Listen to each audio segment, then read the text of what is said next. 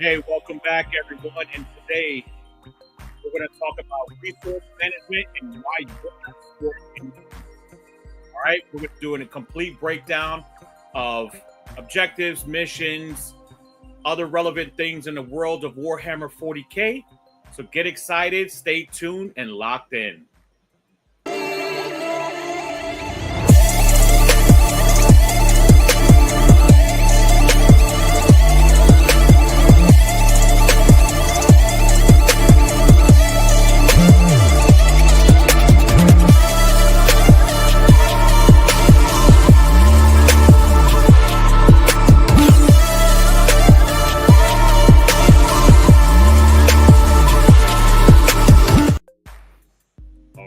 We are back, my people, and as always, the illustrious, beautiful Mr. Regal, the man with many opinions. Illustrious. That's entirely too many syllables. I gotta give you the good breakdown, man. I gotta give you the good intro. Speaking of good intros, look, slight deviation because my ADHD is insane. Have you watched Secret Level yet? I have watched Secret Level. I've watched it 3 times. I've repeated a few episodes myself, but that's neither here nor there. We're here for 40K and 40K only. We never get distracted. I mean, technically, it is 40K that we're talking about. It's just anime level. It's what was it was good. It was definitely really good. I mean, obviously, I'm not the biggest fan of Imperium, Space Marines, but I still watch it. I still love it. Did you also see the trailer for the new Astartes 2? I did. That's very nice. So I'm enjoying it. It hurts me to admit it, but I am a fan of Astartes, and specifically his content is always great to watch. Oh, he's got wonderful content. Yes. Absolutely wonderful content. It's a shame it's wasted on Space Marines. It's all right. Like this, there's a small spot in my heart for Space Marines, right? Like I got a lot of love for them. It's just about everyone's introductory kind of faction, right? They get into the game with that one, kind of get their feet wet. So not mine. Not yours. Yeah, I'm one of the few people. I was introduced in a Zerg versus Tyranid YouTube video, and I'm like, what the hell is a Tyranid? And that was my introduction.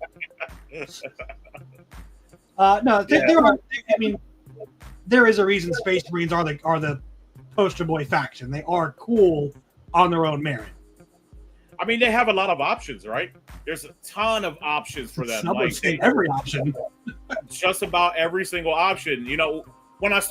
Just funny story. When I first started 40K, back in the day, not to date myself, but back in the day, right? Like your grandpa would say, when I first started, they always used to say Space Marines are the mediocre mid-line. They're just a mid-army, right? They have mid-stats. Their data sheets are mid.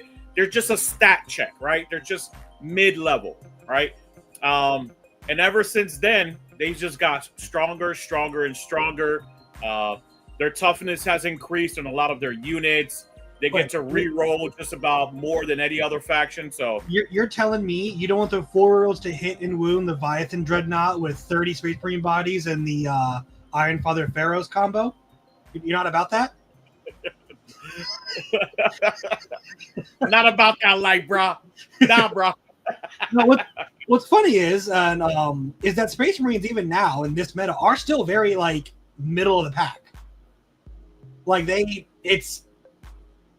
really aren't that hard. They're not the fastest. They're not the most durable. They're not the hardest hitting, even in a lot of cases. They just have a lot of overlapping rules. They do, and a lot of re-rolls. And to their strength, they have a unit for every situation. Like they do.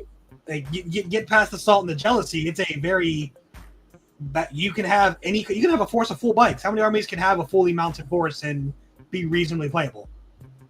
Well, that comes to one of your topics that we're going to talk about today, right? So, resources, right? They have a plethora of resources. The segue. It's like we're getting used to this. Almost, right? Right. We might be a little good at this. I'm just saying, we're not horrible. We might be a little good at this. You But might be good at this. I'm just riding the coattails. No, never that. Never that. What's going on, my beautiful people? What's up, Kurt? But yeah, no, and that is a good point. Is your first resource you start with is the army you play. Like yes. Like we talked about before the show. The first episode I did was with me running Slanesh, and a big point I made is when you pick an army, you have to accept the army you're playing for what it is. You can't say, "Oh, I should be able to," or "I wish I could," because that's not the game you're playing. The game you're playing is the game you're playing. So the first I mean, you can just jump to another army if you want. if you have the money. Look, there's a barrier there. So Kurt's he's trolling you. No, I did. It was like 2 months overdue. It was insane. I apologize to all the viewers, but we are here now, and we are going to stay updated. Also, I wanted to let everyone know too. Finally got on the YouTube partnership program, so make sure to share super chats, super stickers, things like that. Would love to see it all. Thank you very much for the support as always. Make sure to support Onslaught Gaming 40K as much as possible. I gotta pay Regal something. Like I've only been paying him in lunches, and sometimes not even that. I get paid in beatdowns. He's very mean to me in 40K games. What's the back of your shirt say in Italian? Capo de capi. Right. You come to me on this, the day of my podcast. Boss of bosses.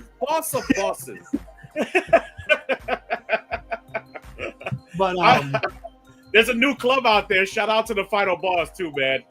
That's a cool ass club name, the Final Boss. Is.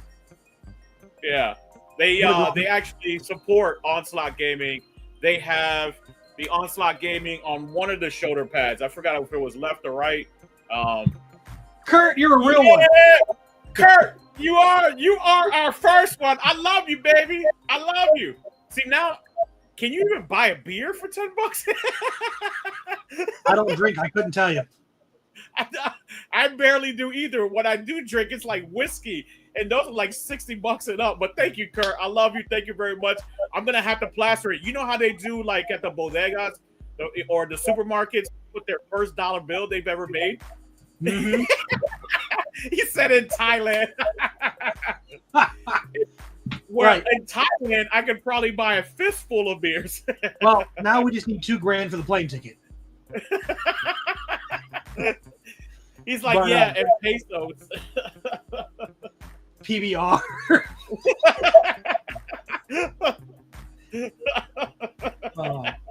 Thank you, Kurt. Kurt with the facts. That's it. Yeah. We should have a special viewer episode, plan our vacation, and just invite Kurt as a guest speaker. Thailand or the Philippines? Because, see, I got Kurt. He's always telling me about Thailand. And then I got my other bud. He's always telling me about the Philippines and Uruguay. I'm like, people just don't want to be in America no more. Split the difference, go to Japan. There you go. But the cost of living out there is outrageous. Buddy, I live in Florida. Tell me about it.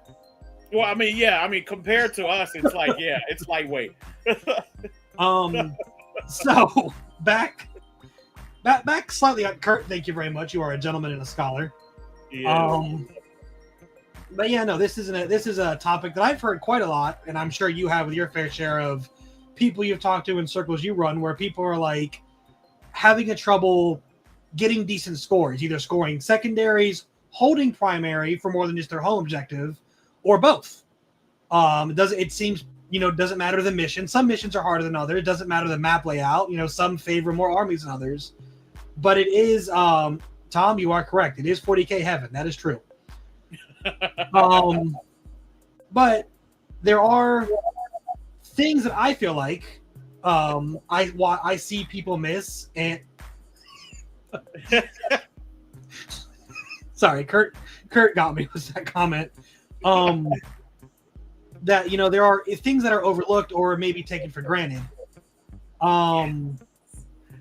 All right, go, Lewis. Go ahead. You know, do your thing. This is you, buddy. Do it. You gotta do it, Kurt. You gotta do it, man. I'm loving them. And if you're saying Quans, right? Harlequins, you better do Harlequins. I better not see one elf in there other than clowns. What if it's Reaper's Wager? Awesome. Reaper's Wager, you know what? Actually, somebody over the weekend won a GT with Reaper's Wager, but no Harlequins whatsoever. It was all Drukhari. Was her name Scary? Because that sounds like Scary. Did you hear that meme, that joke where there were like memes, Nerf Scary, not Drukhari? Yep. No, and you know what? And this is something, if any of you ever heard Scary talk, either on his own channel or various others that he's been on, he talks about, especially with Drukhari, it's all about the resources you bring and how you use them. He doesn't win games by tabling or overpay. He just says, everything has a job, and I know how to use it to do that job specifically. And when it's done doing that job, it's dead. Yep.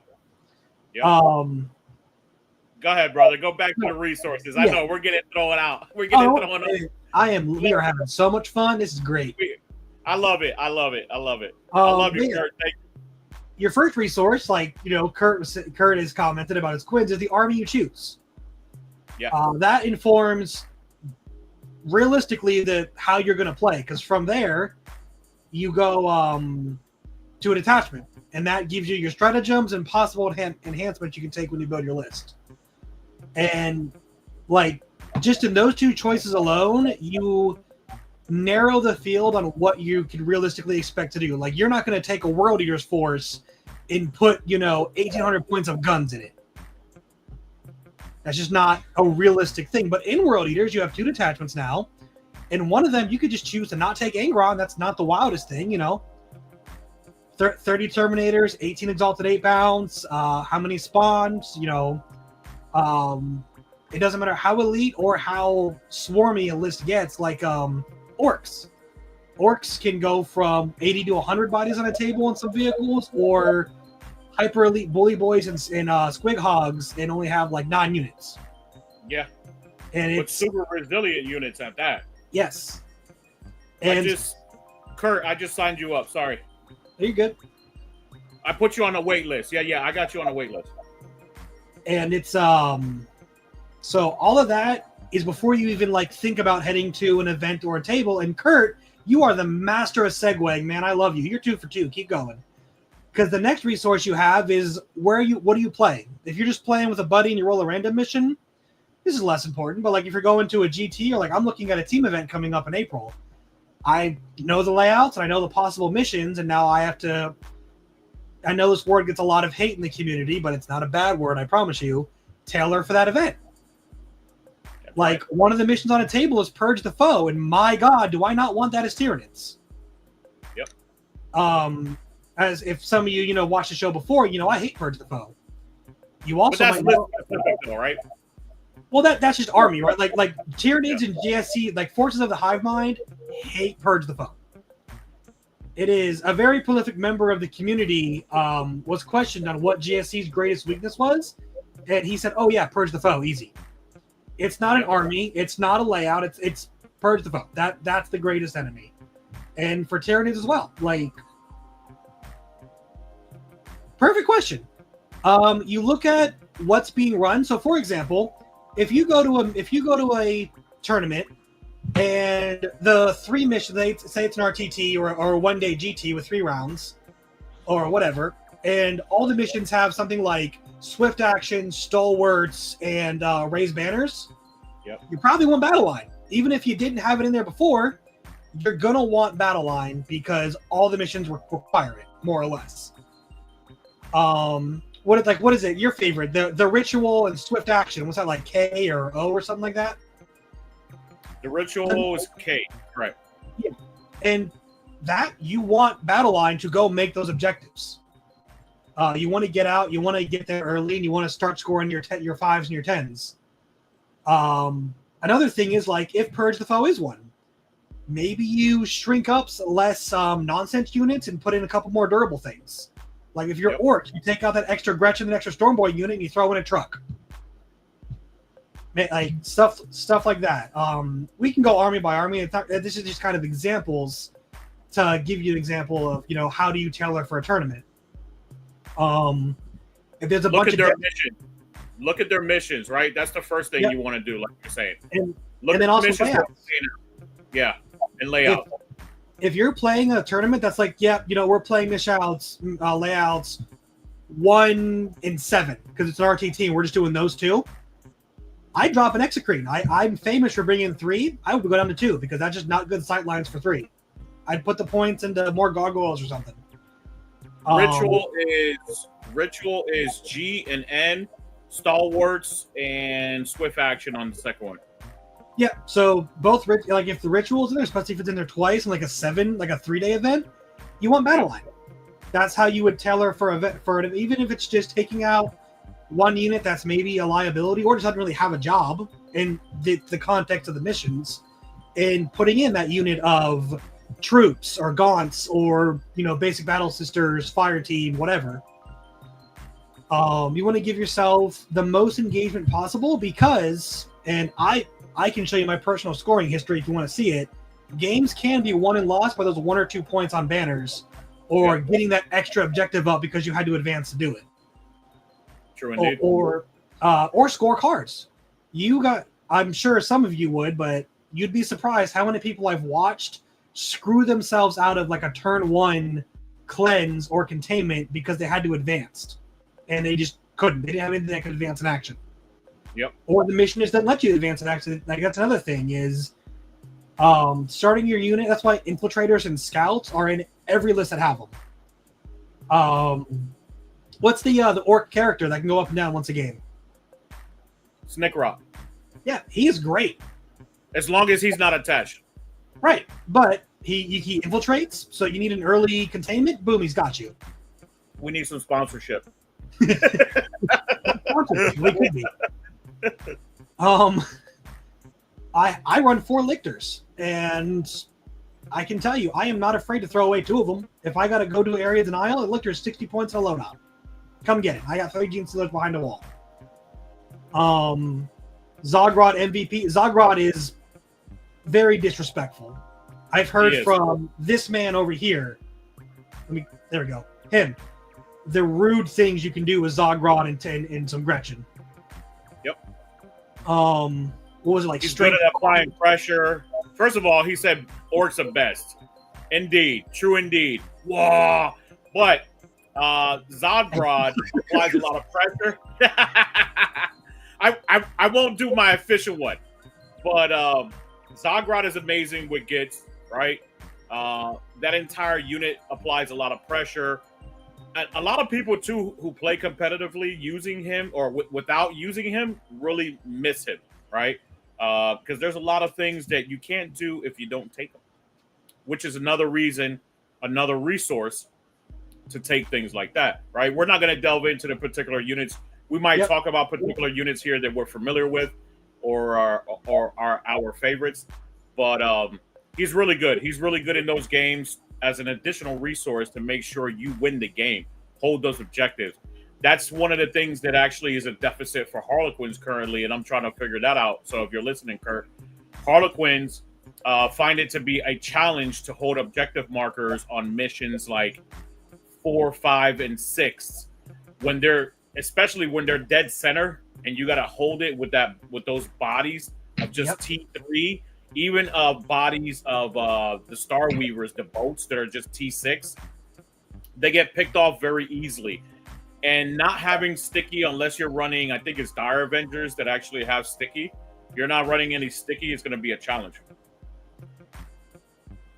Maybe, I don't know. Another good example of like a generic thing to give you guys an idea, because like I can talk extensively about how I run infiltrators and scout. Like I said, 4 lictors all infiltrate, and 30 gene stealers, 3 squads at scout 8. I have no problem with early to midfield pressure. But again, I chose Tyranids. I picked Vanguard Onslaught, a relatively what's the word I'm looking for? Underperforming? No, where like people think it's weaker than it really is. Doesn't matter. Got it, yeah. People are just oblivious, like you said. Yeah. That's what underestimated. Yeah.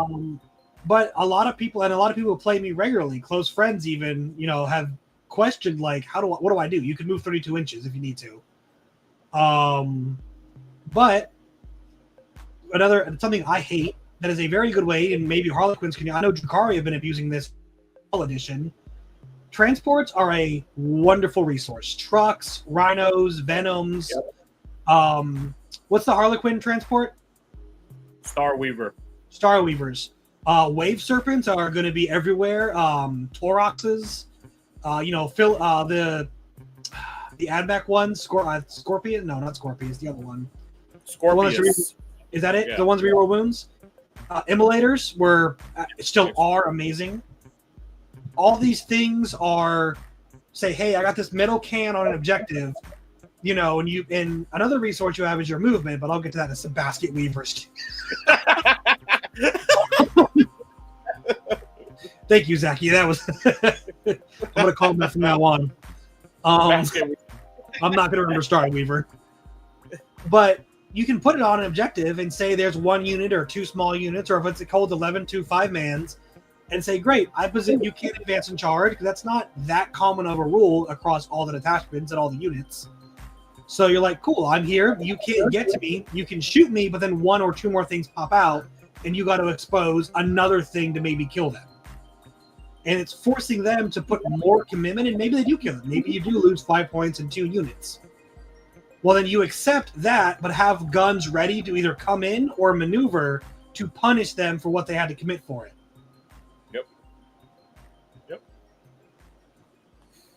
Anime Squirrel has been personally victimized by me so much, he has gone to one of those legal firms you see at like 10 in the morning. He is traumatized by things I've done to him. I can see he's got PTSD. Severe PTSD. I make no apologies. That's not true. I apologize before every game to every opponent because I know what I'm about to do to them. That's Doug, Kurt. Just doxing him on the internet. It's fine. But there are ways. Like another good friend of ours has asked me, like, how do you counter that? How do you counter fast-moving armies? Like orcs have commandos that could turn one charge. Space wolves were very notorious for wolf jail. World eaters with Lord Invo can very easily just throw an Angron and 6 Exalted at you and think nothing of it. And like there are ways to beat it. One is just Shroud Runners with Scout. I mean, Zodgrod with Scout. Things like that, like you said earlier. There are a lot of units. Resources. The ways you beat it is you accept you're going to get hit. That's the biggest thing I've seen that stops people from actually scoring points, going to get Ares and Isle, going to contest objective and cleanse, engaging all fronts, even deploying to like box themselves in more than they have to, is this fear that, oh no, they're going to kill something I have. And I'm going to say really good for Terraform. Oh my God, Terraform's in that team tournament I talked about. It's on this short deployment. Yep. Buddy, if I'm not going to put myself on that table, and I'm going to tell my opponent, you pick the mission, and I don't even know what the other one is. I don't even care. I'm like, cool, you pick the mission and pray you go first.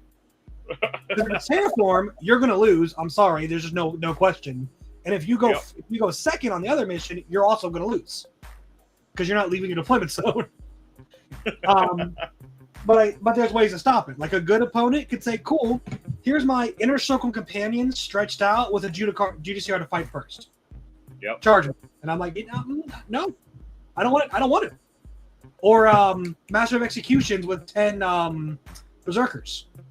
Just put them on your deployment zone behind a wall so I can't shoot them and be like, charge me. I dare you. And I'm like, nah, I don't want that.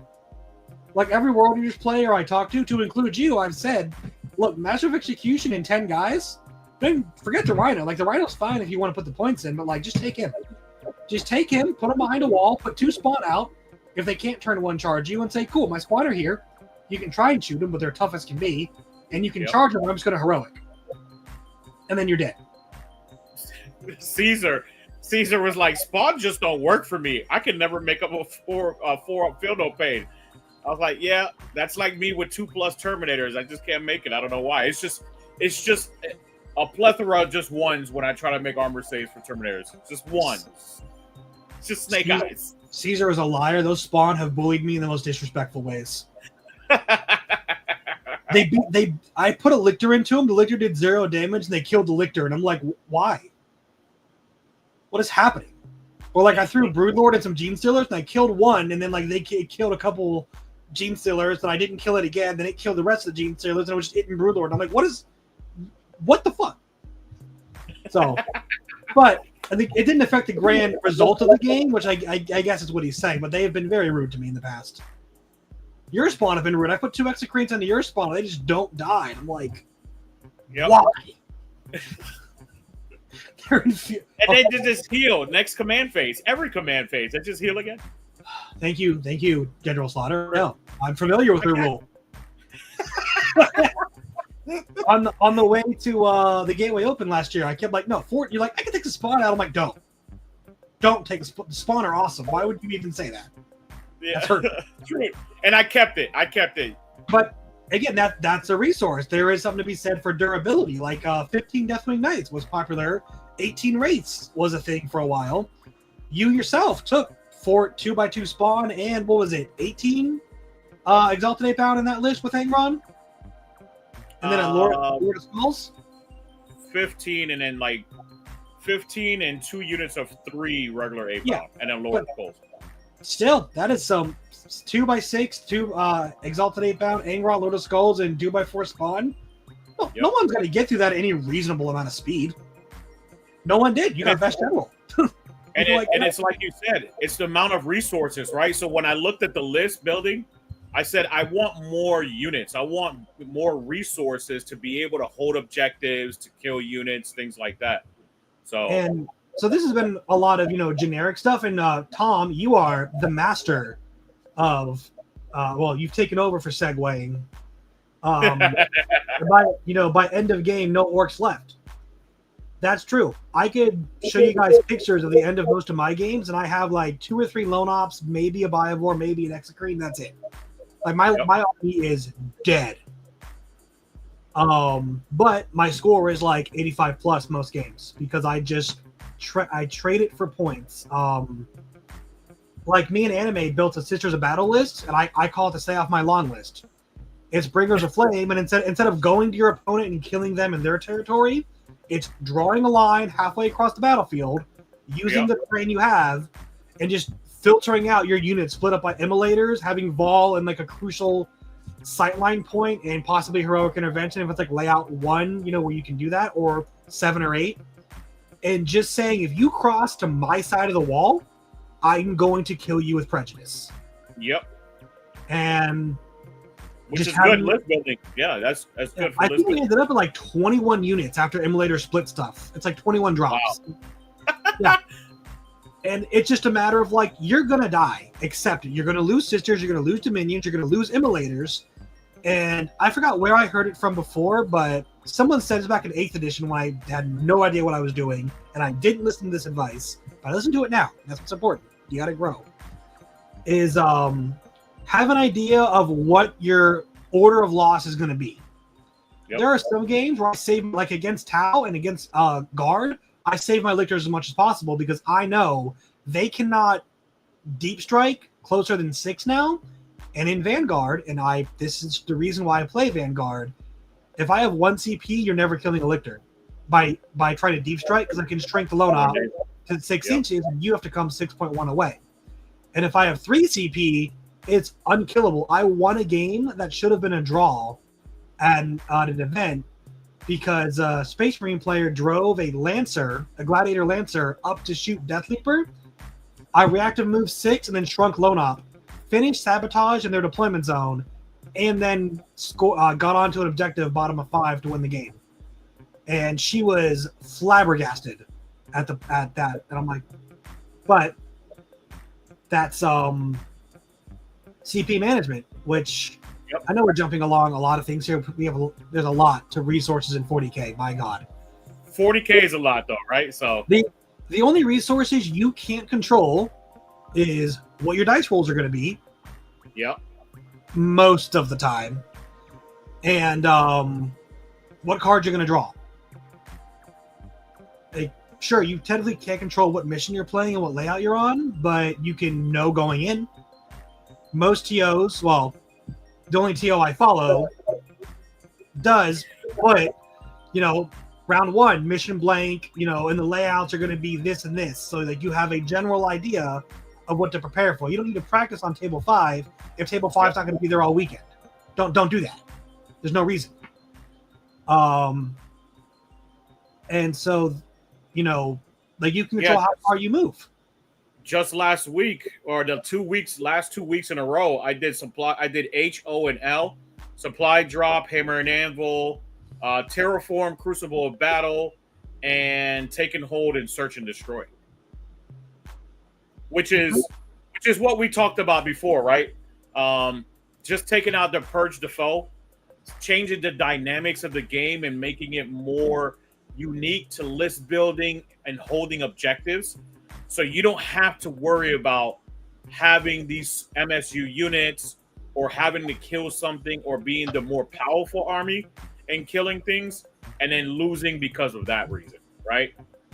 Well, and even like you said, we talked about this before. I have preached many times on and off air about my hatred for Purge the Foe.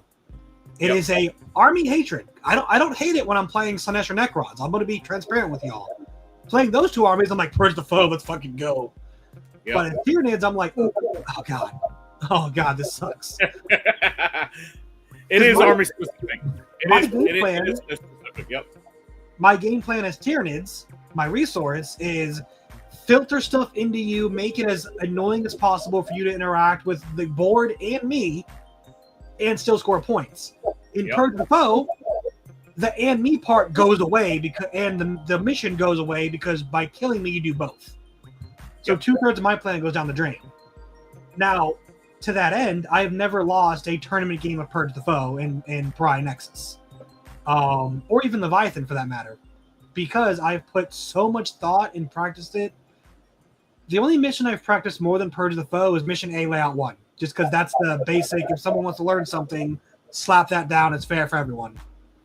I don't think it's necessarily a bad mission. I just think it changes the dynamic of the event, especially if you place it for the last round, right? It can really change the dynamics of the event. I think Purge the Foe and Supply Drop are the two most binary, not counting Kick the Skulls and Burden of Trust. Don't count those. The ones that are actually run at events, though, Purge the Foe and Supply Drop are the two most binary missions for, like, as a, crap, you have, like, skill test. I forgot. You have a good phrase for it. Like, when I went to Crucible last year, my first mission was into unnerfed Sisters of Battle Purge the Foe. Yep. And I was just like, I'm going to get bullied. But I played to my outs. I knew they couldn't fall back and shoot. I knew, if I tagged a Castigator, only it could shoot me and I could live, and I can make it real annoying for them to, like, play. And I ended up winning. He was a great player, a gentleman. But you got to play to your outs. And a resource that I don't think a lot of people consider or comes to mind is you really have to be on top of your own mental state when you play. Yeah. You do. There's a gamer term called SALT, to mean, tilted is another one. Basically, you can't let bad things get you upset.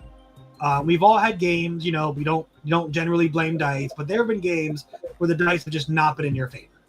Where the 4-ups just aren't coming, the charges aren't being made, like number of shots is always 3. It's bad news bears all the way down. Yep. To that end, no, I don't play Quins. I thought about it. Then I saw the paint scheme, and I'm like, nah, I'm good. I don't hate myself that much. Replying to Kurt, say you don't play Quins. Yeah. But I played a game much long ago against a really good buddy of mine playing Custodes, which is a very hard match for Tyranids, especially with 15 Wardens, something like that. And Caladius is outshoot Exocrines all day. Like 2 Caladius, smoke 3 Exocrines, no contest. And I rolled bad. Like I charged him on turn 1 with 30 Gene Stealers, and I dropped 1 character and 1 Warden. And wow, he living Fortress all the way through, which fair, I would too. But like even still, I rolled awful. Oh no, I did not play Quentin. No. But I have played Art of War a few times and only lost once. So, I'm bad. You're just a bad man. You're a bad man. A lot. It's true. But because of how I positioned both my lone ops, the rest of my army that weren't those Gene Stealers, he didn't score more than his home objective for 3 turns. He scored 3 turns of 3 primary where we were playing Linchpin, and I scored 3 turns of 15 primary. Or something like that. Tom, you're going to have to sacrifice some goats or something, man. The blood of a chicken or something. Douse them in blood of chickens. Look, here's what you do. And Tom, I'm going to be honest with you because this is what I had to do. This is from experience and out of love. Please don't unfollow. Get good. I'm half joking, but like in our first game, bottom of 2, like 40 minutes in, the game was over. I lost. Yeah. Because I just threw stuff out willy-nilly, not really thinking, going, oh, this will work, and then it didn't work, and I'm like, why do I have 500 points left? No, it's not easy. It's not easy. It's not easy, but I mean, like we talked about this earlier, if you're not practicing, if you're not playing, if you're not talking to people, if you're not, not a shameless plug, right? If you're not watching my videos on particular factions and things like that to understand things better, then you're not going to get better ultimately at the end of the day, right? If you're not watching people do it, if you're not talking to people, or you're not playing, it's just going to be a challenge. Yeah, 40K is a lot closer to golf, or a classic example is chess, than it is to football. Yep. And something that I've said before on the show, and I tell my buddies who I practice with all the time, is if you're just coming up with a plan when you go to the table, you've already lost. Like you have to be so much better than your opponent at that point. Another thing that I suggest especially for like the mental part of 40K, is always assume that you're playing an equal skilled opponent. Don't tell yourself they're better. I don't care what their name is or their statistics are. Just tell you it's a game. They're human. They can make mistakes. I have played people by all rights leagues better than me. Like you should have seen his reaction when I told him some of the people in the community I've beaten, and I'm just like, oh no, I just played 40K, man, and it came out that I had a higher score by the end of it.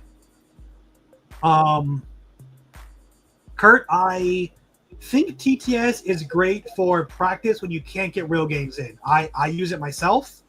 I prefer real games with real people. There's just an element to it that I like more. But TTS is... I also like TTS for testing out an army. I like that you can just throw an army down without spending $700 minimum and hours of building and painting to see if you even like it. I'm going to plug Thomas, his phrase on this. It is a resource of the game. Yep. It is an excellent resource of the game, right? Here's my title, resource management. It's excellent for that. It's excellent for learning those units, right? It's excellent for if you don't have the miniatures, you don't want to purchase them, you don't want to go on a $2,000, just shopping spree or 40K stuff. They're not it's amazing. Yeah. That stopped me for a while. I didn't have Maliceptors for like 4 months when I wanted them just because I couldn't get any. But I was able to use Maliceptors on TTS and be like, oh, I need these though. No, Tom, I completely understand. I know your situation right now, Tom, right? But previous to that, after that, just I wish I was closer to you. We could sit down. Hopefully I sit down with a good friend of mine and Thomas. I won't say his name just in case, but he's just getting into Eldari, and he wants to sit down and kind of start doing practice games, things like that. And he's got to come and pick up some stuff. So So we might just make it happen. And Thomas too. I told Thomas, I said, I got some stuff from you from Caesar. You're gonna have to fight me for it. I will. I am not afraid. I gotta put these harlequins on the table some more, man. But is that Tom from Crucible? Is he the one I played that they play demons? No, Tom only exclusively plays orcs. Okay. Good man. Good. I almost asterisk exclusively play Tyranids. I am called to Slanesh every now and then. Please, GW, let me take Fulgrim and a Slanesh. I don't want to take Thal. I don't want to take the rest of the Goon Squad. I just want him. Yeah. But anyways, dude, Zaki, I played him in 8th edition when shield drone spam was a thing with like 3 commanders and 3 riptides, and I lost so much. I lost so bad all the time. I had a great time. It was awesome. I didn't even play 40k to play 40k. Like, I didn't care about the mission. I put 80 Gene Stealers down that could double move and charge, and then lost my turn 3. And I'm like, this is awesome. I love this game. And if you can, just to kind of piggyback off of what Thomas was saying earlier, if you can play people who are, I understand, he said try to play people on your level, but if you can play people who are better than you, they don't have an ego, because that's the problem with a lot of people. A lot of people who are better than you usually has an ego. Try to play people who are better than you. That way you learn tips and tricks from them, right? I've learned from all kinds of people. Going to events as well, you learn from people as well. So, no, Tuska is very dedicatedly anti-chaos. He just appreciates that they don't run from a fight. Yes, he does. But no, you got close there. What I said was assume the person across from you is equal skill. That's right. Yes, it doesn't matter if they're better or worse. I have played people that ended last season, top 50 players in the US, and beat them. I also play my buddies who still don't know how cover works. And for real. And I learned from every game. I go into each game, like you said, without an ego, put your ego to the side. And as Squirrel said further up, it's a game. It's about having fun. I, had to really sit down and figure out what was fun for me. Well, yes, Tom, that is true. But look, anime, if you just have rules that ignore cover, you never have to worry about how cover works. It's easy. Exactly.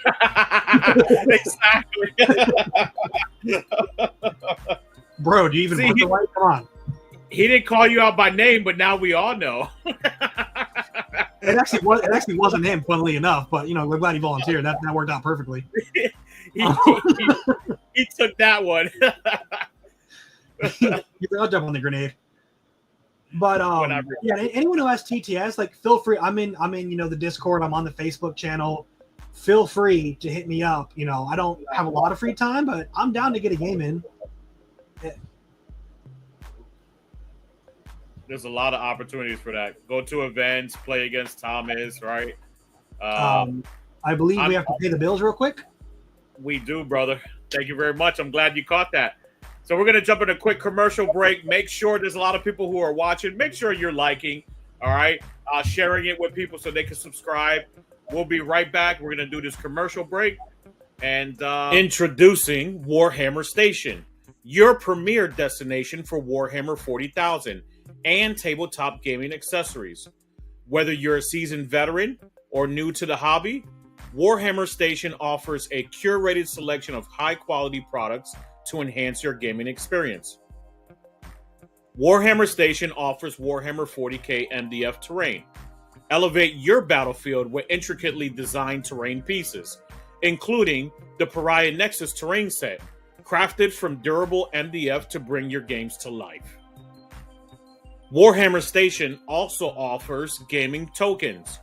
Keep track of in-game effects with precision using our range of tokens, such as the Battle Shock tokens and Oath of Moment tokens, designed for clarity and ease of use.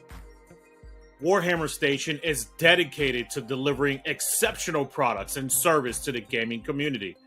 Explore their full range of offerings and enhance your tabletop adventures by visiting their online store today. By the way, Warhammer Station has a lot of great products specifically for chaos stuff. I know the individual is working on a lot of new things. They have tape measures, they have templates, they have a bunch of objective markers that are specific to your faction. So go ahead and check them out. That terrain actually that I showed on the commercial, we're actually going to do a giveaway very shortly on a set of that terrain as well. It's very functional when it comes to the new match play stuff. I really like it. You know, a lot of people are fans of, what is it? Not resin, but the other one. Just plastic terrain. Yeah. Plastic terrain, right? Yeah, but it's called something else. Oh my gosh. I'm FDM type of terrain. But also, I love me some FDM terrain. I think it's pretty awesome. And Frontline Gaming has an amazing set as well. The terrain I have is MDF. It's from somewhere else, but it's like laser cut MDF, and it works great. Yeah. Yeah. But I like that. It's, especially when it's like reversible, like FLGs.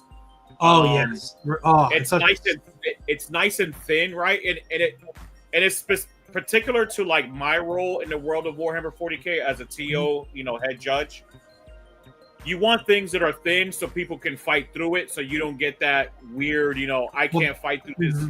The walls an inch thick, so bigger than an inch thick, so it becomes a challenge for you to fight through it. It just cuts down on the amount of issues. Also, a lot of these companies offer a great price for the MDF, and some of them are even already printed on or painted already. So, well, speaking of tape measures, that is another wonderful resource you have, which is your movement. Yes. I see a lot of people go, "Oh, I drew secure and area denial turn 1, or secure and mark for death. So I'll just go into my expansion and bin marked, and then like move 2 units, and that's it. Do nothing else." And then come next turn, they got an area denial, and they're like, "Oh, I'm like an inch away, and I have to advance and whatever." And I'm just like, yeah, God. And look, I'm not mad. I'm just disappointed, guys. Move your model. Yeah, sure indeed. I have seen, and especially I told a very dear buddy of mine, that I said, "Hey, it might be boring. Put on a podcast, put on music, put on an audiobook, and just either sit down or on TTS." Oh, go ahead. No.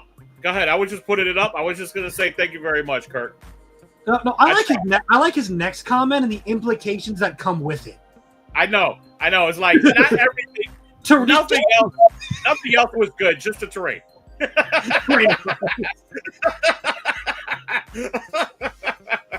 I love you too, Kurt. Anyways, but like I told him, I said, I'm insane, and I'm going to preface this by saying it depends on what level of, I don't want to say commitment, but like effort you want to put into 40K. It's a hobby, it's a game, it's not that serious. But for me, I sat down on all 8 deployments on every mission, barring the 4 that aren't used in competitive events for the most part. And I have built every map, done every deployment zone, and then played turn 1. Deployed and played, drew cards. And like now on most missions, I know that most objectives are 9 inches to 10 inches away from your deployment zone on any given center objective. The center, your expansion, and your opponents is anywhere from 14 to I think the furthest is 16. So I know that. Did you see that people are starting to use QRST missions? People are actually starting to do Dawn of War on high competitive levels. Like I said, at the team event in April, there is a R mission on, I think it's like table 3. And I looked at that and I'm like, there's no fucking way. And you know what R is? R is Terraform, my guy. Yeah, but that's on Sweeping Engagement too. It's not on Dawn of War. Sweeping Engagement is the steps Dawn of War. Correct. Yeah, So basically. it is Dawn of War, and it's worse than Dawn of War because you're closer for half the board. With the two, with the tipster, yeah. Wasn't it like 16 or 18 inches between the two or something? From corner tip to corner tip, 14. 14. Hey, how fast does Angron move with a +2 move and advance to charge again? 16. Oh without man, without advance. What's that strat that lets you like advance? What, like reroll your advance or something? Auto 6. Oh, okay, yeah, I'm sure that's fine. 22 inches. and how far does Lord Invo scout a unit of 8 pound or exalted 8 pound? Everybody but Angron, of course, but he does 6. Yeah. Oh, okay. And just one more. Like only Angron can advance in charge, right? No one else can advance in charge. Everybody can advance in charge. I'm sure this is fine. I'm sure that all the melee army players are going to be cool with this. It is one mission though. I'm a melee army. Whoever goes against world leaders in that mission is going to have a bad day. I'll do it. I'll do it for you. There's nowhere to hide, and don't spread thin. Don't spread thin on that back end, right? Because it's the long table edge. Try to take a quadrant, and I'm not talking specifically to you, but to everybody that's listening. No, right? I'm going to put 3 lictors out in center field, and then put everything else behind, like 6 inches behind 10 gargoyles, and tell the world eaters player, I fucking dare you. I'll be like, you can come claim these skulls. Here's 3 execrenes and 30 gene stealers. You killed 3 lictors and 10 gargoyles, and then you lost everything for it. Yep. But that everything I just described is deployment, movement, and unit management. Yep. That is because here's the thing: if they don't go kill those lictors, I'm going to terraform at least 2 of those objectives. True indeed. And then they lose the game. Just like you can lose terraform on top of 1 or bottom of 1, and it's why it's usually not played. I disagree that it's that big of an issue. I think forcing engagement early stops the more passive armies from doing what they want to do, which I think is a bit healthy for the game because it's not every mission that does that. It's just terraform. Yeah. But I get how there are armies like, say, Custodes or Knights who want to preserve resources, or Kayun Tau, and don't want to be forced to keep throwing stuff out to stop you from getting basically a free secondary card just because you lived. But that's a good mission too, also to have screens, right? Yep. And you can stop world eaters really well with screens, and orcs too. I just saw Tom and made me think of orcs. When does in-game drinking come in? That made you think of orcs? I mean, as an orc player, I guess immediately, right? I always say it.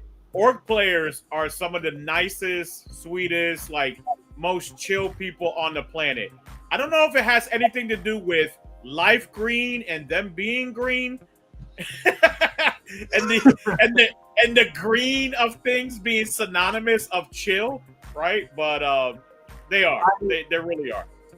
Honestly, I think it's because orc players, and this, like the first point I said, they pick their army. They know what they're in for. You can roll a shock attack gun and just get like nothing.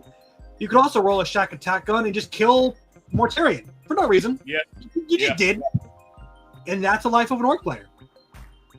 Yep. Like, I threw Shalaxi into a Squighog Boy unit, and those of you who have faced Shalaxi know what she can do. And I killed 1 Squighog Boy because it was Watering with Invuln and Feel No Pain and -1 to wounds, and I'm just like, I hate you. Nothing has lived Shalaxi. What is this? And then they like bracketed her, and I'm like, this is disrespectful. Stop it. How dare you? Yes, Zach. Throwing 80 dice is therapeutic. It really is. As a 30 Gene Stealer player, I wholeheartedly agree. Yeah, true. Yeah, Kurt was playing with orcs. He had a great list too, man. But every time I played orcs, right? They're just absolutely fun, man.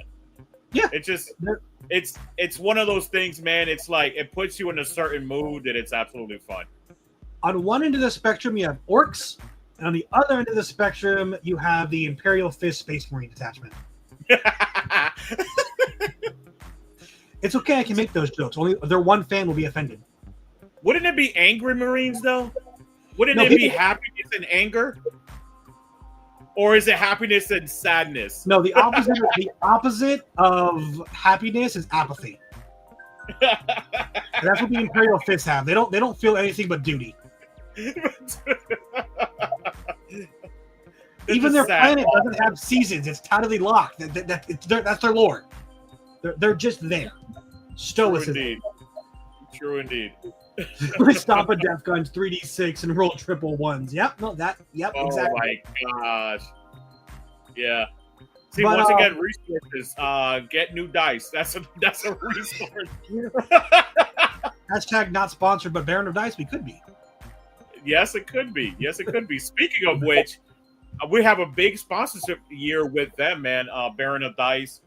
We're gonna have a ton of it, and at all of my GTs at Crucible, a ton of Baron of Dice. I'm gonna be doing a lot of new things, dice trays, dice cups. He's got these new dice cups or tubes, rather. Sorry, dice tubes.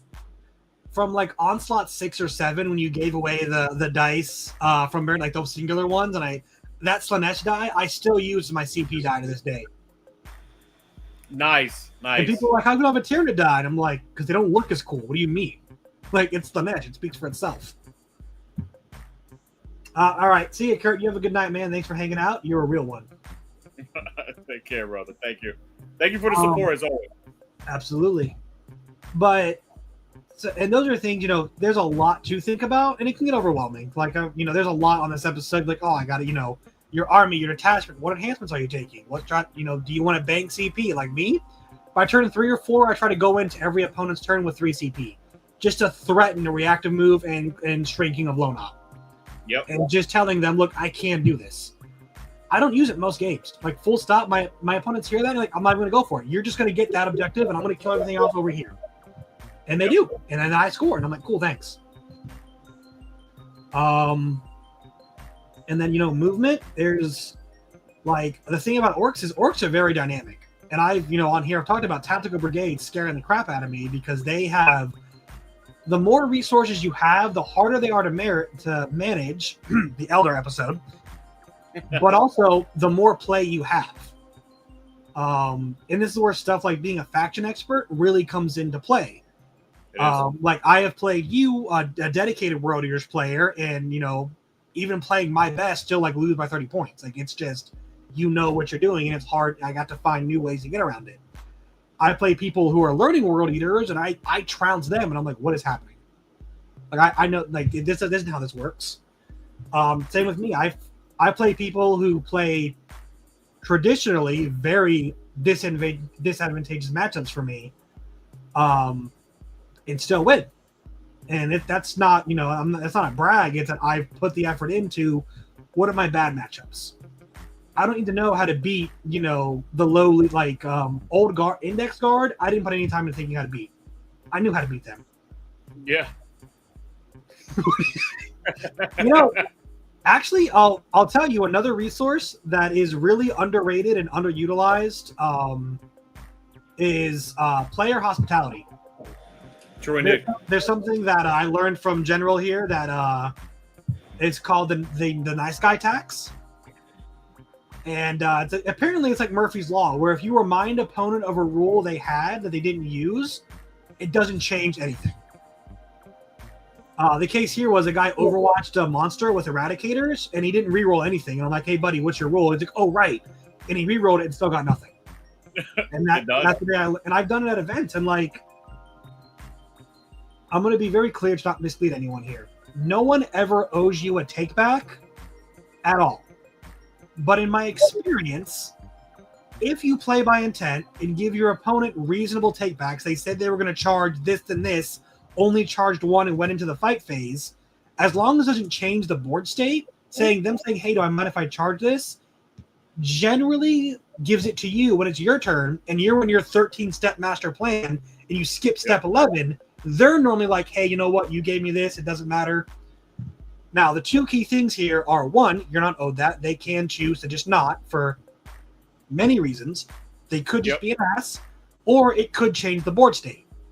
And things that change the board state generally don't get redone because then it gets real messy on what, should have, would have, and whatever. Especially if you try to go back retroactively, right, to another round or Yep. 3 phases ago or something like that, right? So yeah. A very good you know what? It's both. It depends on if you're being brutal or cunning, though. But a good example, I played a Chaos Knight player, and I forgot to bring my gargoyles in on turn 3. And it's turn 4 that I'm like, oh crap, they're still in reserves. And he said, hey, you can bring him in, I don't care. And I'm like, look, that's real nice, but I could have done this and taken your home objective, and it'd be like a 15-point swing.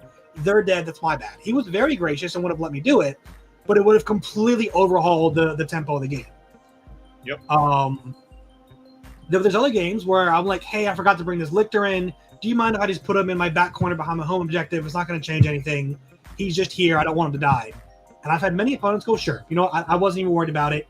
Put him there. He's not out here blocking or scoring points. I can still do what I want to do.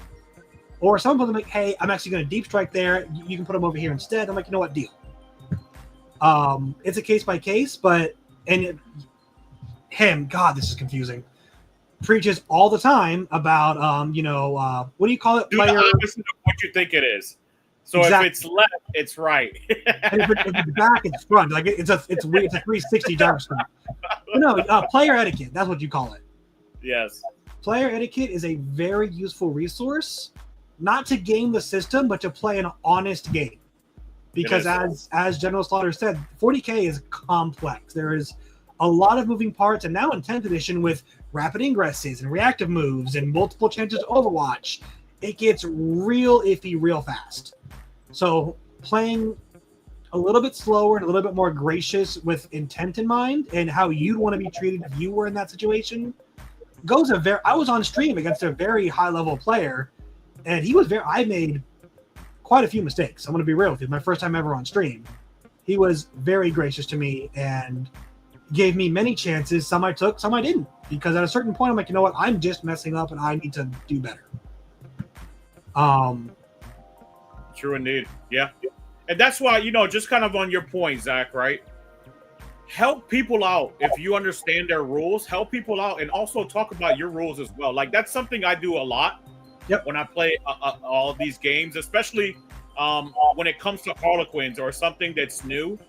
When I use it, I really break everything down to my opponent. I'm like, hey, I'm going to move this boat, hop out, shoot you, and because I have the ability to jump back into the boat because the data sheet says so, that's exactly what I'm going to do.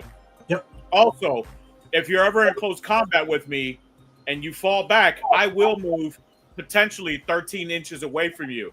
And because we don't care about vertical distances, we just go into the top of the roof.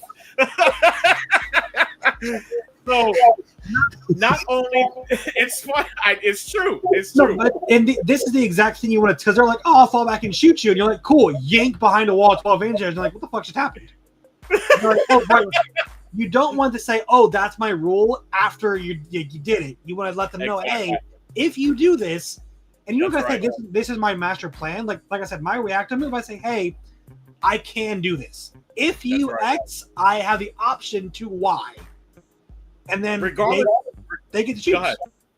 Yeah, regardless of the consensus, right? Just the consensus of what people say all the time or what people feel. Because a lot of people feel like if you're talking out your army rules, it's advantageous for you. It's actually you being that person, a toxic person. I'll be quite honest with you, right? You're actually not helping yourself out because you should be talking out these maneuvers, these abilities to remind yourself of it, but also to remind your opponent. You're not talking about your tactics. You're not talking about exactly what you're thinking about when it comes to, hey, I'm going to do these multiple things. You're just talking about your rules, right? Which that individual should know or should have the ability to know your rules at any given point in time. Especially if you're playing Garage Hammer or just Friendly Hammer with your bud, like help that person out. Help them be a better gamer. You know what I'm saying? You beat that person because you're more skillful, not because you withheld information. There is an example I was going to use, and that was man, we are on fire with segues tonight. My Lord. I love it. There was a game in your garage where I played my Tyranids, and against every opponent, I normally say, how well do you know Tyranids? And based on the response, I'm like, all right, I'm playing this, these are my enhancements. Do you want an overview? And if they say yes, I give it to them. If they say no, I say, are you sure? There's a lot going on. And then there are some people, like other Tyranid faction experts, like, no, I play them, I'm just playing them. I'm like, all right, cool, don't worry about it. But against this man right here, I played our last practice game we played.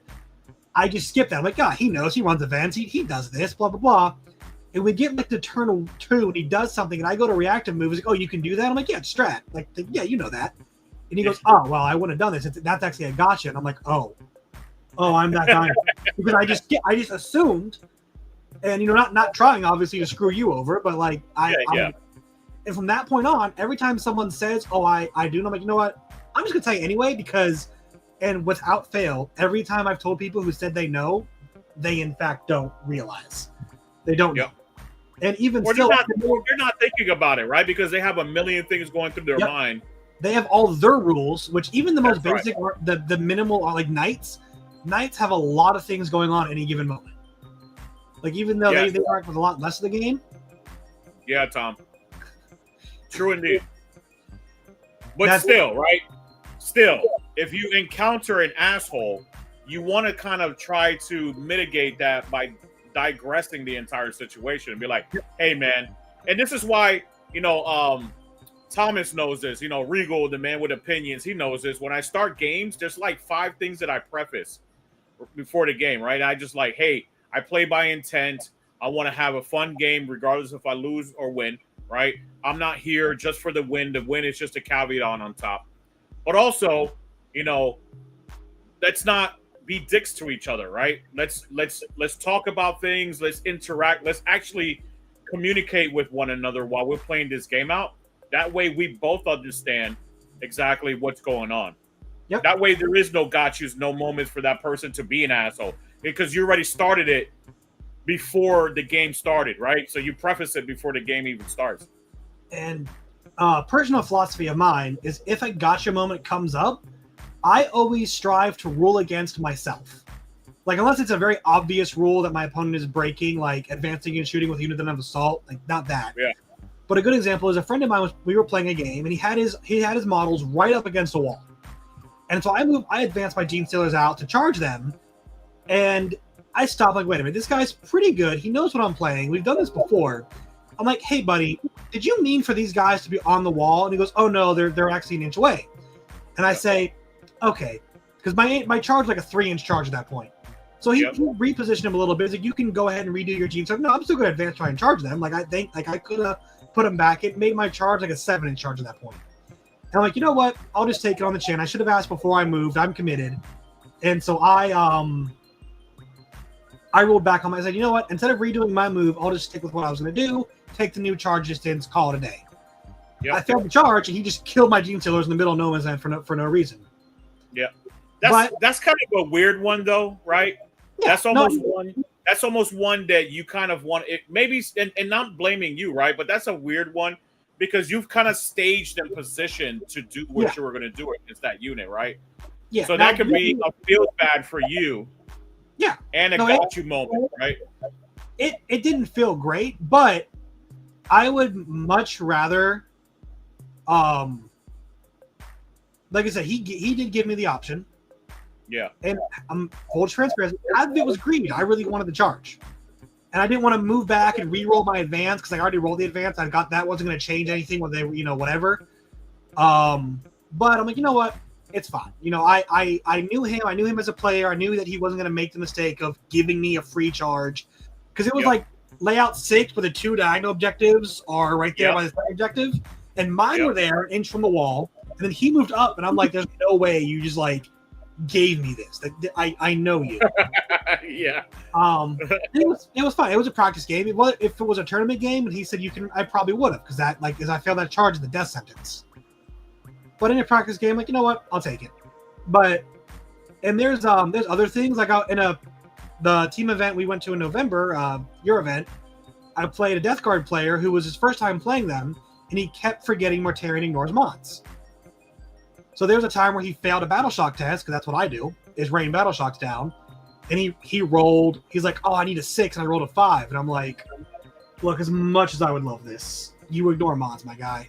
You're not -1." He's like, "Oh, for real?" I'm like, "No, yeah, that's a rule. As much as I hate it." And it was. Yeah. And even but you probably still won the game, right? No, we drew. It was a draw. Okay. But on points I won, but it's differential. I didn't win by team one. Draw. On team draw differential, yeah. Yeah, Doug. No, I appreciate it very much, but like I always tell people, I'm very transparent, very honest with people. There's always one. There's always one. He's lying. He played me at one of your events, and I didn't let him play 40K. It was a 2-hour masterclass of how to deploy and not do anything. I remember that too. I remember that. I think it was you or him that came up to me. It might have been you. It was me. I know how you like to troll him. He came up to me and was like, "Yeah, that wasn't a game." I'm like, just remember, Lewis is your friend. It was not a rogue, a mercenary team that had someone drop, had me bring you in specifically to play me. He was rude, but a sportsman. On purpose. But, always try and do your best to ensure you and your opponent have a good game. Because again, it is a game. And my personal philosophy, and very similar to what Tom said, if you need a victory that bad that you get to that mentality and attitude, you clearly need this more than I do. Yeah. Like, sometimes the game is just more important to certain people, man. You're absolutely right. They're just poor sports. You just have no game etiquette or just poor game etiquette. And like you said, man, you're like, you need this game more than I do. You know what? I have a happy life. If this is what makes you happy in your life, then take it, man. Yeah, like, 100%. Don't let me take it from you. Two relevant examples, and again, I try to use my experience. Like, I don't like calling people out. Me in general here went on a 19-hour car ride, got to the Airbnb at 4 a.m. and had to be at the event at 7:30. Yeah. And we had a great day one. It was awesome. And this beautiful man did most of the driving. He is a trooper, man. He is a trooper. I love driving. I love driving with your beautiful scenery. I'm not ashamed of it. I'm a man. Dude, I'm not gonna sugarcoat it. That was probably one of the most, if not the most fun trip I ever had with a bud, man. Seriously. Because that's what 40K is all about, right? It's that opportunity to hang out with your friends, talk about 40K, strategize, list strategies, what mission you're going into. That was a great opportunity. Dude, we broke down the game. We broke down the missions, what we're going to do, how we're going to deploy on every single mission, things like that. What different matchups would look like, what unit, put into what. And then, again, this is basically this episode, but 10 hours long. We talked about other stuff. That's not for you. That's on Patreon. But it's getting pretty Space Marine in here. I don't know what that means, but I feel like it's an insult. Oh, because brothers bonding. Got it. Understood. Hey, if I remember correctly, Card had a buddy too until, Erebus was a dick. Brother. Sorry, I don't think it's Space Marine. Yeah, I think of Hulk Hogan. Exactly. That's my generation. It's the Hulk Hogan thing. But yeah, we did. We talked, and he was like, "Oh, that's such a bad matchup for me." I'm like, "But actually, if you just hit him in the face, it's not." Yeah. And there were, even at the event, you went into Blood Angels. What do I do? I'm like, "Look, go after these units. Fuck the rest." Yeah. He's like, "Hey man, I got 100 points." I'm like, "I bet you did." I'm not. That was still a tough matchup. But you had the knowledge going in. Yeah. And you didn't have to worry about making, when you go there, and when I say don't make a plan at the table, of course, it's going to depend on the army and the skill of your opponent. I've had some opponents just deploy on a line, in line of sight of me, and I'm like, all right. We got to go back this year. You know that, right? I already promised the tournament organizer I was. Yeah. Like I said, I apologize to people before I play them, not because I'm trying to be a dick, but one, I know what I'm about to do to them in this game. Like, Yep. if you guys haven't played Vanguard Onslaught with all of the shenanigans fully leveraged on you, you do not understand the frustration. I played a Kayun player at the same event we're talking about, and he was so excited for his turn 3, he was just going to shoot me, and I'm like, buddy, I know what your leadership is. Yeah. On turn 3, he had 2 spotters. Oh my gosh. That 6-inch lone op is gross. Yep. Nope. It is Bro. one of the and the advance and charge on Gene Stealers are the only reason I'm still playing this detachment. I would have gone back to Invasion Fleet. I've played a couple games not this detachment, and I still run lone ops because they're great. But I'm like, oh, you just got, like, especially with Eldar now, or Guard with the Bridgehead Strike and just Scions anyway. I'm like, nope, don't like that. Don't shoot me, please. Don't get in. I just put them on the center puck of the objective and just say, cool, you can't get on it through reserves, and you can't shoot me. So figure it out. But again, that's me planning and knowing my style. Like, I know other Tyranid players who don't like Vanguard. It's just not, they play Assimilation Swarm or Monster Crusher. That's their style.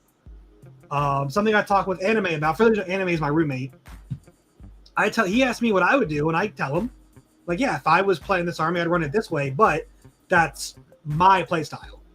You have to figure out what works for you, what you want to do. Like, there's, we orc players here. I'm sure, Todd and you would play orcs differently, even if it's the same list. You'd prioritize certain units, prioritize importance or strategies, and he would do something different. Yeah. And that is the beauty of 40K. It's okay for other people to do different stuff. Like, I went to Crucible, I took a Trigon. And even Trevi, Tactical Tortoise, was like, there's an honest-to-God Trigon here. What, like, no one ran it. But it was my favorite model. I love the Trigon. I don't run it now because, God, it needs a new rule. It is as close to unplayable as you can probably get. But it was good then, and I loved it. And yeah, I got best Tyranids at the event and was in like the top. I think I came 14. So, but yeah, you're a really good player too. So, and you practice a lot, right? And that's not so much this year. I'm trolling him, my people. For those of you who don't know, I've had 2 events lined up that I've been able to attend, and then life just steps on the family jewels. Like, no. Yep. But it's okay. I have an event coming up that I am telling life no about, so we'll see. I have 3 events, 2 team events and Crucible. Crucible's already done, spoken for, solid, and I'm gonna get. That's going to. Also, everyone, go to Crucible. Oh my God, go to Crucible. It's so much fun. Yes, especially that there's no GW Tampa Open this year. We're hoping to get 160, 180, 200 people potentially. I'm bringing my Halloween goodie bag because I'm not going to miss out on the after Crucible spoils like I did last year. Yes. See, I was shy. I didn't want to come off as too desperate or needy. Now I'm like, no, desperate needy is the play. But yeah, if any of you guys have any questions about resources or sorry, there's one example. I want to circle back to movement real quick. Another thing, depending on the cards, mission, and layout, you might not be able to stop your opponent from interacting with you, either charging you or certainly shooting you with all the mobile guns. Yep. What you can do, though, and I gave this example before the show to him, is I have a friend who's asking me how to play demons. And he was like, man, I can't make them work like you can. And I told him, I said, your problem is you throw in 1 or 2 greater demons at a time. You dedicate, you try to play this 5-turn game and parse out your army. Don't do that. Throw, I play a 3 soul grinder and 4 greater demons Slanesh list. Shalaxi, 3 keepers. Even in the new detachment, yes, trust me, it's really fun and amazing. It's my fun and amazing. You might say, I want 18 fiends. That's fine. I don't want to do that. Legion of Excess is really good. Oh my God. Take a battle shock at -1, or you just can't shoot me, and even if you pass, you're still -1 anyway, when my keepers are -1 to begin with. Yep. Mamma mia. Ooh, I bought tank busters. I'm like, cool, hit on 5s anyway, I don't care. But Yeah, it said, hey, no, I throw in Shalaxi and 2 keepers and a soul grinder and like whatever else can fit. Like I just say, here, I'm going to hit you first with all of this, kill or weaken whatever, and then you got to fall back, get things in line of sight, charge me. Oops, I have 2 CP because CP is another resource. We haven't even touched on that yet, or lightly have. Yep. And I'm like, cool, now I can interrupt or use 2 strats to make your life hell to try and kill me. And also, you're playing with 1,600 points against my 1,600 points now. And you're on -1. Like it just goes from there. I don't give them a soul grinder or a keeper because you're going to kill any army can kill that. And not Imperial agents could kill that. Like no joke, they could. But even world leaders, if I run in and kill an 8-pound and an exalted 8-pound and throw Shalaxi and Angron and weaken him, and I'm like, cool, here's 4 things, deal with it. I'm going to interrupt somewhere. Where do you start and still score the card you drew? It's not unsolvable, but now it's a much harder game for you than just, oops, here's a keeper and 1 soul grinder, and you killed them on your turn, and cool, now you can do whatever you want. Yep. But that's that army. You know, you can put this in your own context. Guard, you know, if you just drop in 1 Scion squad and poke out 1 Dorn commander, that's not the same as Scout Sentinels, Acadian on an objective, 2 Toroxes full of guys, Krieg squad, and 3 Dorn commanders. Like, that's a whole different layout. Our buddy Caesar said it a few shows ago. He said, and it was very kind of him, that I'm the master of creating complicated board states that are my opponent's problem. That is my favorite way to play the game is doing something, having my opponent be like, man, what am I going to do about that? And me just shrugging, I don't know. Your turn, 25 minutes for you to figure it out. Like, I don't put my brain power into that. I don't worry about, oh no, how's my opponent going to solve this? I just go, sure. Like, I love when my opponents say, are you going to call shadows? I'm like, oh no, draw your cards first. And we're playing like Scorched Earth round 4 and they draw sabotage and recover assets. I'm like, you know what? Yeah. Yeah. You want to burn? You want to burn? Score card? That's 5 units got to activate. Battle Shocks are going to screw this up somewhere. And if the right thing fails, maybe you lose 5 primary anyway. The amount of time I've scammed people out of like 5 or 10 point, I forgot. I don't know if it was Caesar or Doug or Brian, but I gave someone a 0 turn because I shadowed, and they couldn't do any action because of how many things failed, and the 2 units on their home in the expansion failed. And they're like, I can't do any cards, I can't use any strats on the stuff I want to kill you with, and I don't hold any primary. And I'm like, that is a you problem to figure out. Your army just got a glow up too with Eldari, because Eldari, not all of them, except for Harlequins. Harlequins are all 6s, but a lot of Eldari are leadership 7 or 8. Even Wraith Lords are 8 unless they have Psyker. For our not even long-term fans, our loyal fans who were here 2 weeks ago, go back and watch the VOD of the 2 elf players when I reminded them that Fate Dice doesn't bail them out of that. Both of their faces simultaneously dropping. Because that's something like them and sisters still do it to a little bit of a lesser extent. But if you're not using a miracle dice to get 5 primary points, I don't know what you're doing. Nothing's more important than that. Oh, the last resource you guys have, and this is the most important resource, more than your army, more than the cards you draw, kind of, is your score. Todd said it very good, end of the game orcs, nothing left on the battlefield. That doesn't matter if you have 100 points. That's right. Or even if you have 70, but they have 40, and the most they could get is 65 because they can get 15 and 2 cards. Like, a 25-point advantage isn't actually that much in 40k now. Because most missions, you can score 10 to 15 on bottom of 5.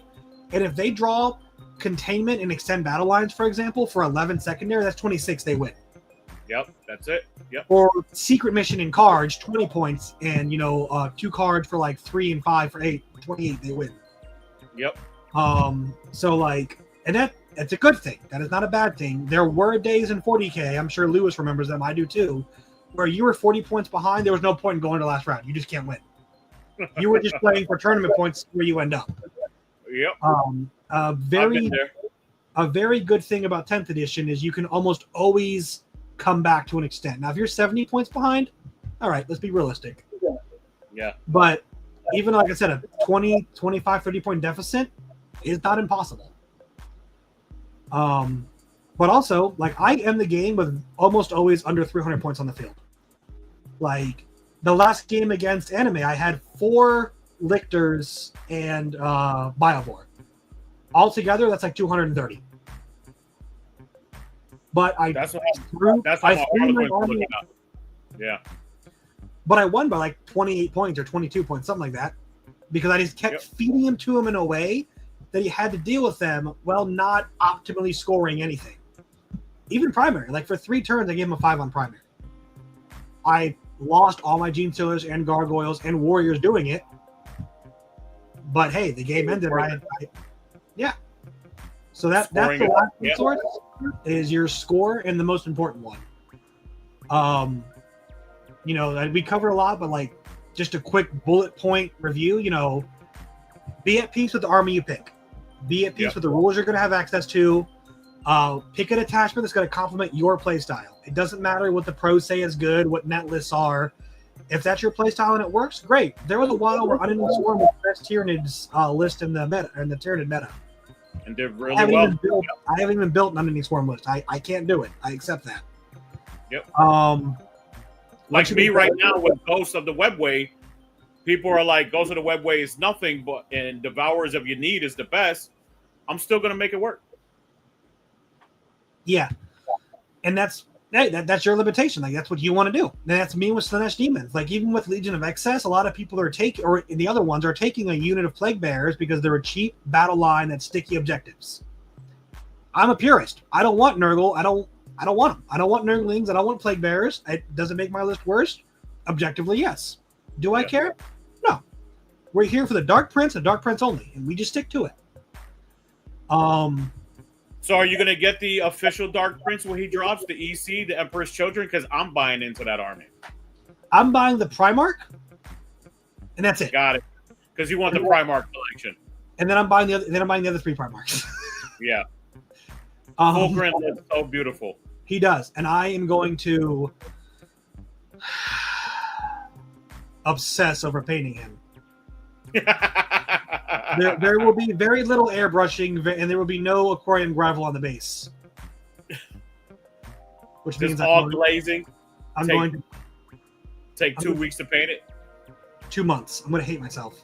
2 months of just glazing the miniature, multiple layers. Stop calling it glazing. We cannot trust this audience. Pause. Don't say the word glazing around any Emperor Children or / content. That's not what you want. Don't do that. I'm being your friend here. Don't. Yes, you are. Yes, you are. So after you get past army detachment, then you get into build a list you like. Honestly, I start by building a list I want to run, and then I look at the event I'm going to, and I ask yourself a hard question. What do I need? What would make this better? Not meta wise, but for me. Like, I told Anime Squirrel, I might take out an Execrete going to this team event. I've preached the values of 3 Execretes being the right number for over a year and a half, and I still believe it. But I might throw in a second unit of Gargoyles for more battle line, for the number of battle line missions there are, and also screens for that close range objective, because I would play on that table. Yep. And then also another Lictor, just because, like, how many times have we brought up the lone option in games with Lictors? They're just good. Is that worth an Execrete? Don't know. Got to play some games on those missions, on those tables to find out. But it's in the conversation. And this meta, too. Yeah. No, real big. And then once you get past that, it's just a matter of practice deploying, practice turn 1. Shuffle your deck and draw new cards. You never know what you can get. You can get Assassinate, bring it down turn 1, or you can get Extend Battle Lines and Containment turn 1. And let me tell you, getting 1/4 of your secondaries on turn 1 really makes the rest of your game easy. It's true indeed. Yeah. And just a quick cover thing in the game, CP management. Don't waste CP on stuff that you hope works, or like if you're on the back foot and you need it to work, you need it to work. You have to do it. Reroll the charge, reroll number of shots. Yeah. But if it's turn 1 and you're overwatching, why? Don't do that. Like, unless it's, Hellstorm Flamers from a Land Raider against 5 elves on an objective contesting you, don't do it. Yeah. It's not going to work out for you. And Torrent, yeah. Yeah. But, man, especially like if you have 2 grot units on 2 objectives, like in the ritual where you can keep them fairly safe, if you draw Mark for Death turn 1, you might just cycle it. You're not guaranteed to get a CP back, but 2 4-ups are not bad odds. Not bad at all, yeah. And spending a CP to get a cleanse or an early engage with Storm Boys or something, that's the Orc game plan all day. So yeah, doing rerolls for like hits and wounds and things like that is probably not the most advantageous. Yep, my hierarchy is damage, wound, number of shots. I don't even reroll hits. To be like, only if I get like assassinate and I need Death Leaper to really push 2 or 3 wounds through, and I roll 3 ones while I reroll one of those. But like other than that, hits don't even come on my radar. And a lot of this does, like I said, comes down to your knowledge of what your army can realistically do. If like Anime's talking about all battlesuits, he played Sisters almost exclusively in 10th, and now he's really trying Tau out. And I'm keep telling him, like, don't consider your first, like I say, 3 to 10 games. Those are learning games. Those are figuring out your footing, figuring out the priority, figuring out what units you like, what you're feeling. Like he ran the grenade rack suit. After 1 game, took it out. Now I knew that suit sucked, but I'm not going to yuck his yum, and maybe he can make it work. Exactly. Maybe the way he would use it isn't a way that my mind would, look at it. And so I'm like, yeah, I tell everyone, run it. I tell some people that's not what I would do, but I'm not playing the army. You are. And that's something to remember when you, like, hear games, watch his content on World Eaters, Orcs, Harlequins, hear me talk about Tyranids or Slanesh. That's how we play them. There are many Tyranid players who still don't use Mass Gene Stealers. Who, a lot of them, go look at LVO, don't run more than 1 or 2 Execretes. Like, most of them don't run more than 1 or 2 Lone Ops. And I'm like, buddy, we have the best Lone Ops suite in the game, bar none. Run 4. Run 2 Lictors, Death Leaper, and a Neurolictor every time. It's just good. And just throw your opponents, and make it difficult for them. Especially in this meta right now is really good, especially against Orcs and Eldar. I've had not a Dorn commander, but a Rogue Dorn with the +1 to hit shoot a Neurolictor with every single gun it had and not kill it. Because of stealth 4-up invuln. Like, stealth and 4-up invuln are hilarious for a lot of things to go into. I've had most of a Drukhari army, I know it's Drukhari, but hear me out, with the pain tokens, shoot their Dark Lances into a Lictor, and it took all of them. It was 13 to kill this Lictor. Yep. Because stealth and the 4-up invuln were just too much for him. So, yeah, run what you like. Like, Emily was asking me about Shadow Sun. And I'm like, look, I can see why she's not run, but also run more Lone Ops. I'm never going to be the person to say you have too many Lone Ops. Are the Harlequin characters still Lone Ops? The snipers? Or no, they lose it? Yes. You're talking about the DJ? Yeah, DJ is Lone Ops. Solitaire is Lone Ops. Yeah. I would run 2 Death Touchers, and I mean, anyone not running the Solitaire, I'll say it. You don't have to. You're doing it wrong. Run the Solitaire. That is Harlequin's the army. And the Solitaire has stealth as well. Yeah. Run Solitaire, and I'd run 2 Death Touchers, maybe 3, depending on, how the rule. I don't know the rule specifically, but I'm not going to tell you don't run Lone Ops. Run all your Lone Ops. It's great.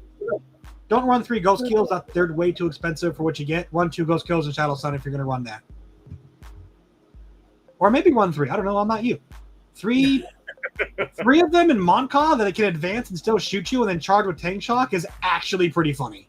It is. Like you're playing Harlequins. What are you going to do if 3 of them, all the flamers, just advance, shoot, charge you turn 1, and can blink 2 saves each? Oh, and by the way, there's still like 1,400 points of tile behind them. Yeah. Yep. Like, I don't want to do that. No. That sounds horrifying. Yeah. That could be a bad game. Yeah. So bad day. Yeah. But anyways, that's my little spiel on resource management and how to score more points. There's no easy answer, but these are some things to think about. And as you know, because I don't know half in, I don't know how much how much more you have to add. But I'm running out the list of my soapbox here. Everything you brought today, I think you kind of hit up on all notes, right? I think you You talked about all of the resources, how to manage them, everything that you can potentially talk about within an hour and a half, right? Like you've covered everything.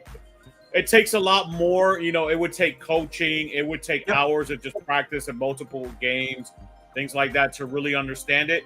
But you gave a great, segue, a great synopsis of everything and how it really starts off. So no, thank you for everything. I have one thing here at the end to tie it all together, and that would be manage your mentality. That is the most important thing. Yeah. Make the shift from this has to work till I lose. And this is what I've done. It has really helped me both as a personal sportsman, like in myself, be less critical, but also just to grow as a player.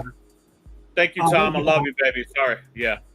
Is switch from, this didn't work, I'm going to get punished, I'm going to lose, to, my plan had flaws or failure points, we have a game. Because most people don't complain when their opponent's plan fails.